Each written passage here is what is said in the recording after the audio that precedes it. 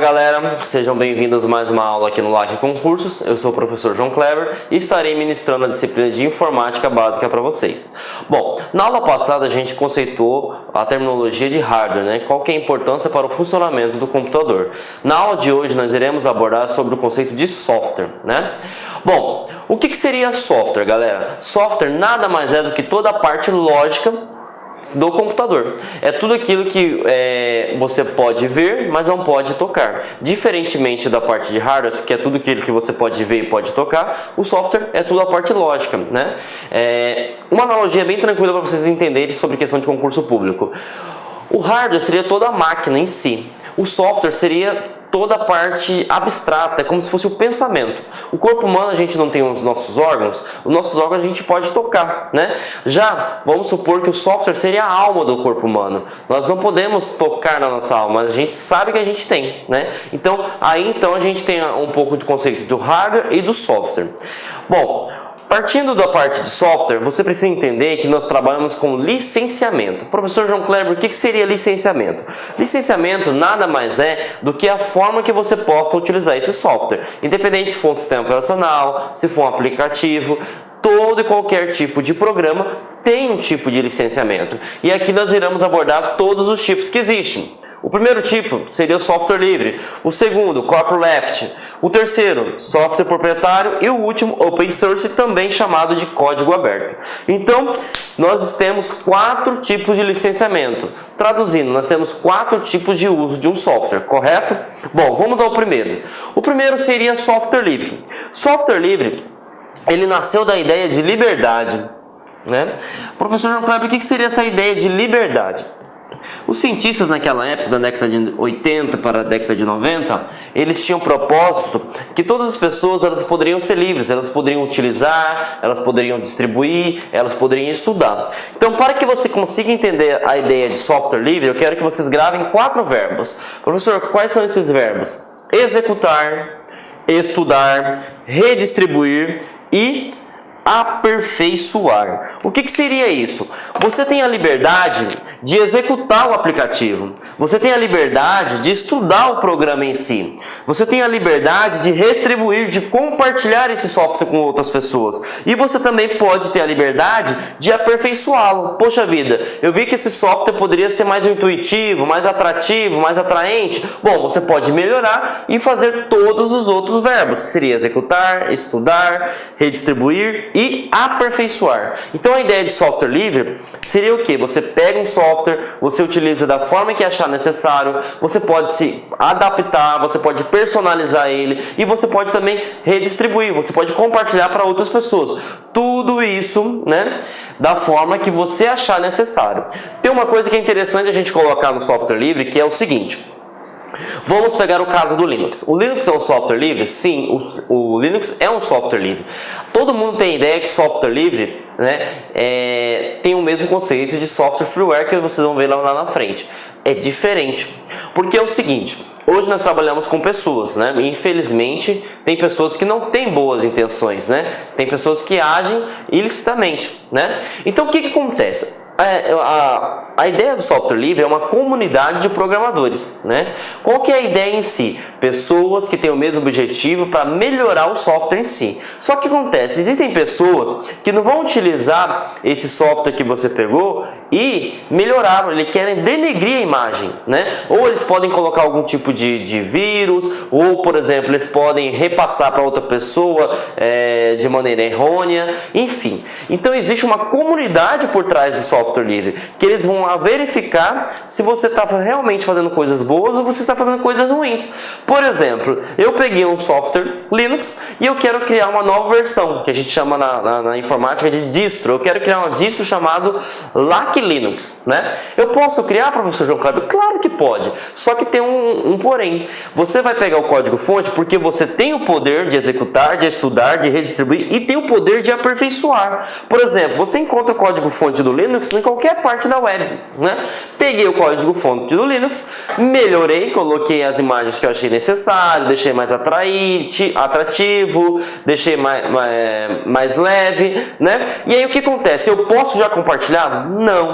Existe um trâmite, existe um processo para ser feito. feito. E esse trâmite é o que? Existem programadores espalhados pelo mundo, que são as comunidades, que eles vão pegar esse código-fonte que você melhorou, né, e verificar se as suas intenções realmente são boas. Se as suas intenções realmente for boas, beleza, vai ser homologado e a gente vai ter uma nova versão de Linux, que é o Linux LAC, né? Então essa é a ideia do software livre, é compartilhar para todas as pessoas, mas se autoajudar. Só que tem um porém.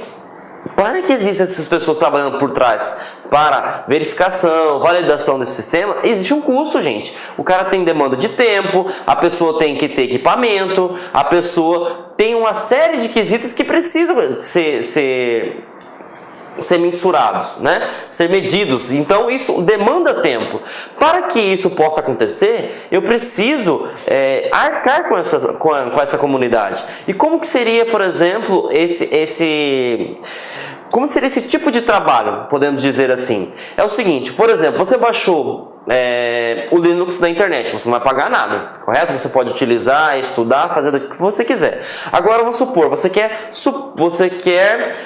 ter um suporte desse sistema. Ah, deu um problema aqui, eu quero que conserte. Esse valor vai ser cobrado, né? Por exemplo, não queria baixar da internet, eu queria um CD do Linux, eu queria um DVD do Linux. Você pode? Claro que pode, professor João Kleber. Só que para que você pague, para que você pegue o sistema operacional em si através de CD ou DVD, você paga um valor. Claro que esse valor é irrisório. Mas para onde que vai esse valor, professor João Kleber? Esse valor vai para sustentar a comunidade que trabalha em prol das melhorias do software. Então, a gente pode falar o seguinte, que software livre vem da ideia de liberdade, né? Liberdade do quê? De executar, de estudar, de redistribuir e de aperfeiçoar. Eu posso melhorar o sistema? Pode e deve, né? Só que eu não posso colocar um sistema, né, no ar sem antes que ele seja homologado. Então existe um trâmite e para esse trâmite a gente precisa remunerar. Essa remuneração seria o quê? Para a sustentabilidade da comunidade em si. E como que se dá essa sustentabilidade? Através de manutenção, através de compra de CD, DVD, dessas formas, né? Então a gente não pode associar a ideia de software livre com software gratuito.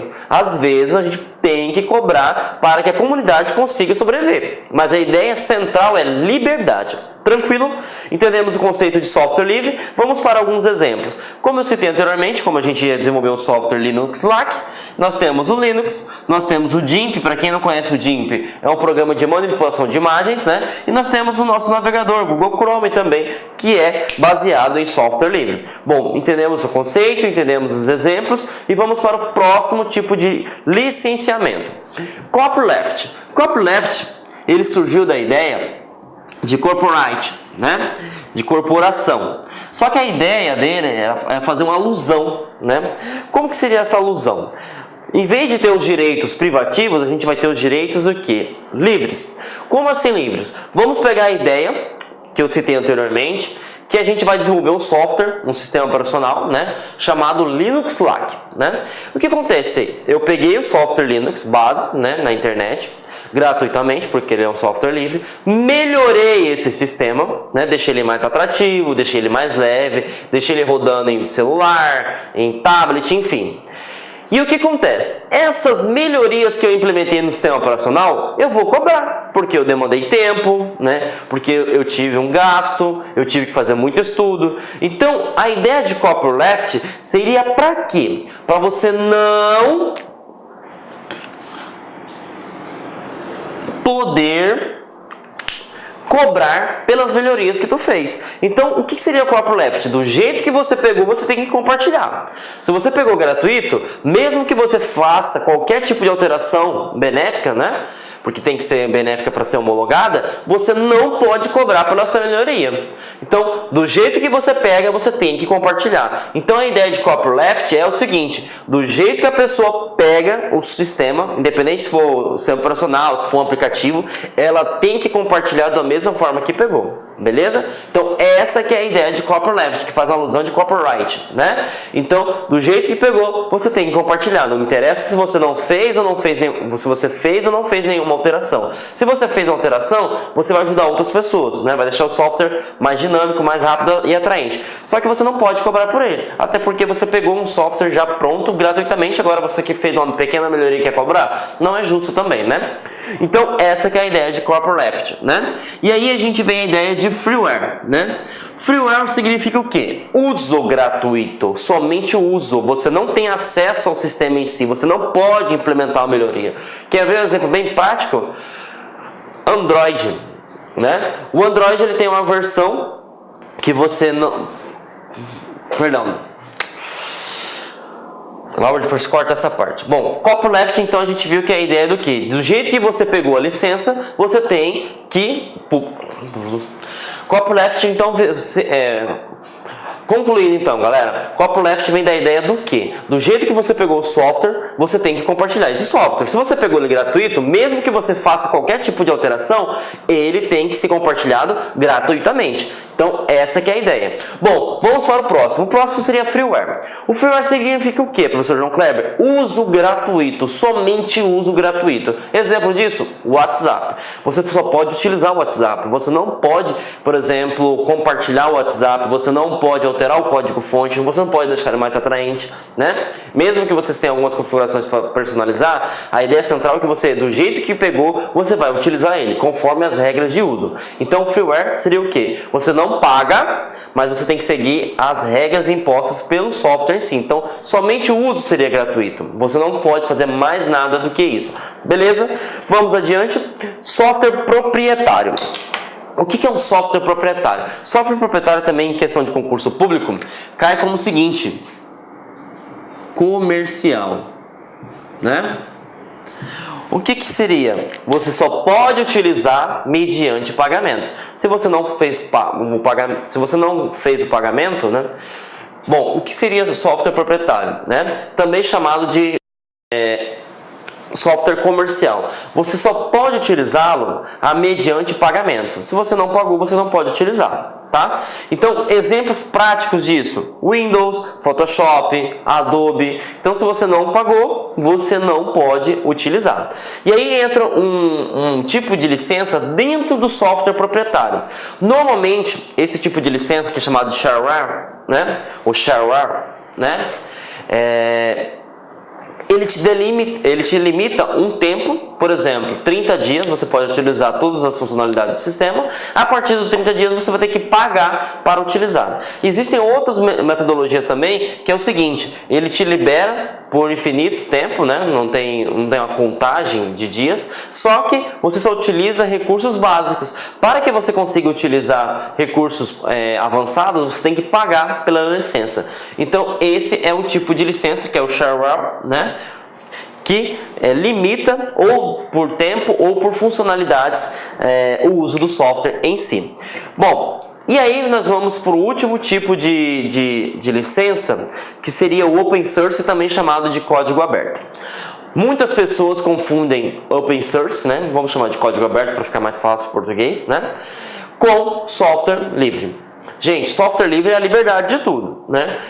Open source significa que você tem acesso ao código-fonte. Se soar meio técnico, o que seria ter acesso ao código-fonte, professor João Kleber? É você pegar as linhas de comando do sistema em si e alterar do modo que você queira. Só que tem um porém. No software livre você pode pegar o código-fonte, você pode aperfeiçoar, você pode compartilhar, desde que você tenha trazendo ideias benéficas, né? Só que acontece, não é sinônimo do open source fazer a mesma coisa. Claro que todo open source é um software livre em si, né?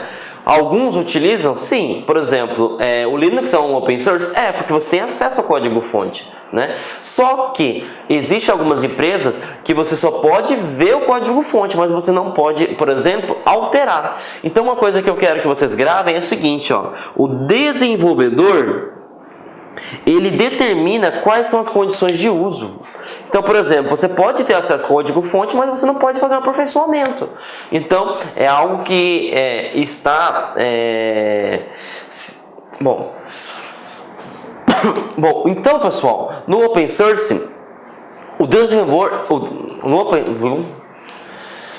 Então, galera, no Open Source, o desenvolvedor que ele determina, né? O desenvolvedor, para quem não sabe, é o programador, é ele que determina como que será o tipo de licença, o tipo de uso desse software. Então, às vezes você só pode ter o acesso ao código-fonte, mas não pode melhorar, não pode aperfeiçoar, diferentemente do que o software livre. Que o software livre você pode fazer o que você quiser, desde que você tenha ideias benéficas, né?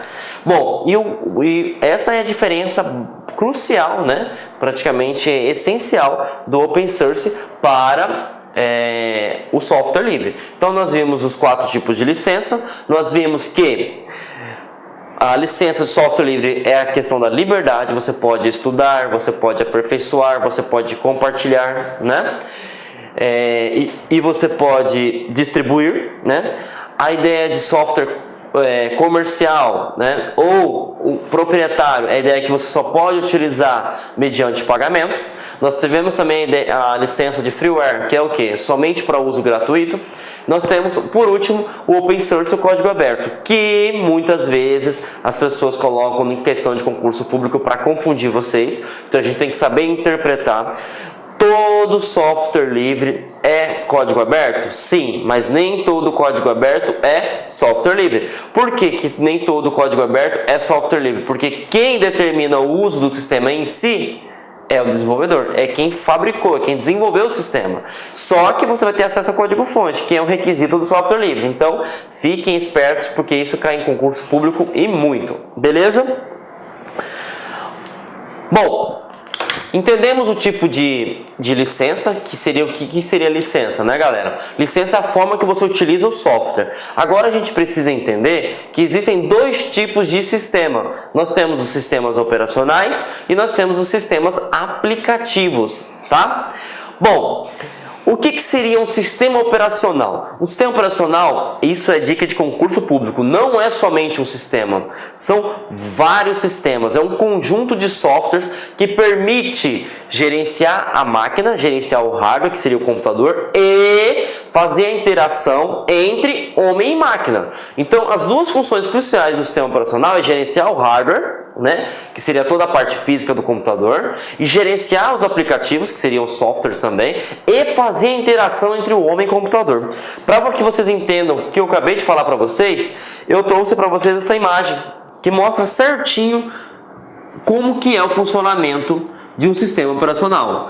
Aqui desse lado nós temos nós, os seres humanos, e do outro lado nós temos a máquina, que é o computador em si. Então o que o sistema operacional é? Ele fica entre a máquina e o usuário. Então ele é intermediário, certo? Vamos supor que você queira abrir o Facebook, correto? Vou abrir o Facebook, professor João Kleber. Beleza. O ser humano ele só entende interface gráfica, né? E aí você vai abrir o navegador, utilizando ícones, né, atalhos. Só que o computador ele não entende interface gráfica, ele só entende somente uma linguagem. Para quem não sabe, que é binário. Professor, o que é binário? É 0 e 1. Então o computador não entende letras, não entende caracteres especiais, interface gráfica, não, ele só entende 0 e 1, 0 e 1, 0 e 1. Então o que o sistema operacional faz? Ele transforma a interface gráfica em linguagem binária, e aí o computador executa o que você quer, que no caso é abrir o Facebook, só que quando ele está abrindo o Facebook aqui, né? Quando ele está abrindo o Face aqui, ele não está abrindo interface gráfica, ele está utilizando a linguagem binária. E aí o que acontece? O sistema operacional ele retorna para o usuário, só que ele faz o processo inverso. Se antes ele transformou a interface gráfica para a linguagem binária, agora ele faz linguagem binária para a interface gráfica. Tudo isso em tempo real, galera. Então significa, para vocês consigam compreender melhor, o sistema operacional é como se fosse um tradutor em tempo real, né? De um lado, interface gráfica, do outro, linguagem binária, né? E aí ele fica fazendo essa troca a todo santo momento. Beleza? Então essa que é a ideia do sistema operacional. Lembre-se também que não é um sistema só, são vários sistemas, né? Então a gente diz que é um conjunto de softwares que permite gerenciar o hardware, o software e faz a interação entre homem e máquina. Perfeito? Simples, rápido, prático, tá?